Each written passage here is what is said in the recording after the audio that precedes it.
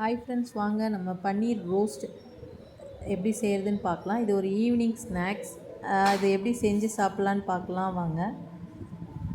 அதுக்கு 200 கிராம் பன்னீரை medium size க்யூப்பாக வெட்டிக்கோங்க. வெட்டிட்டு ஒரு பவுலில் எடுத்துக்கோங்க.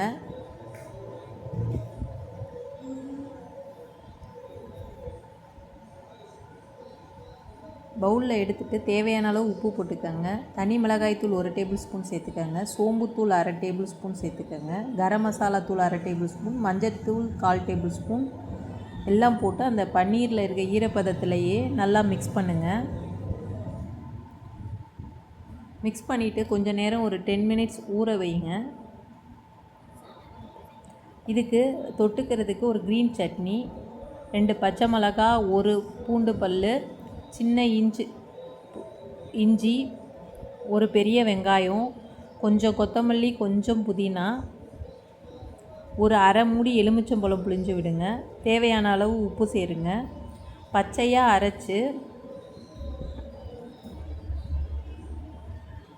அரைச்சிக்கோங்க. ஒரு 1/4 டேபிள் ஸ்பூன் சுகரும் சேர்த்துக்கோங்க. பச்சையாக அரைச்சி தனியாக எடுத்து வச்சுருங்க பவுலில். அதுக்கப்புறம் ஒரு தோசைக்கல்லில் தேவையான அளவு நெய் ஊற்றி இந்த பன்னீர் எல்லாம் ரோஸ்ட் பண்ணுங்கள். ஸ்லோ ஃப்ளேமில் வச்சு ரோஸ்ட் பண்ணுங்கள், சீக்கிரம் கருகிடும். அதனால் ஸ்லோ ஃப்ளேமில் வச்சு ரோஸ்ட் பண்ணுங்கள்.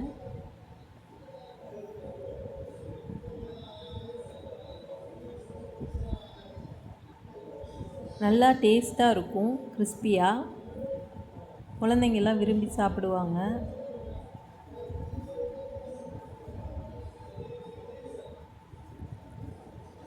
பன்னீர் எல்லாருக்குமே பிடிக்கும். இது ஈவினிங் டைமில் டீ கூட ஸ்நாக்ஸாக வச்சு சாப்பிடலாம்.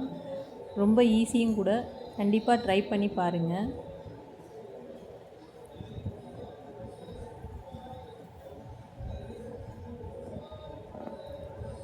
சீக்கிரமே குக் ஆகிடும்.